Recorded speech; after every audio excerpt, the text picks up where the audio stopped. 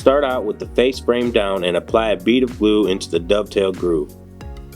Slide the left and right cabinet walls into the vertical grooves. Don't forget to wipe any excess glue. Now slide the top and the bottom of the cabinet into place using the groove on the side of the cabinets. Flip the cabinet upright and slide the back wall into place using the grooves on the cabinet walls. Turn the cabinet onto its front and use pre-existing holes to secure the back of the cabinet to the top and bottom lips. Now place a corner bracket into each corner of the top and bottom to firmly secure the cabinet together. Each bracket will be fastened down using 3 screws.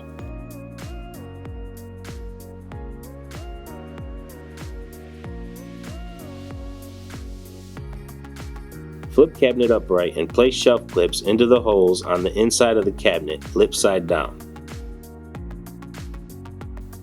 Then place the shelves on the clips and press lightly down until the shelves click into place. Place the door face down and set each hinge into place, making sure the holes on the hinge line up with the holes on the door. Fasten them down with 2 screws each. Then place a rubber bumper in each corner on the door opposite your hinges.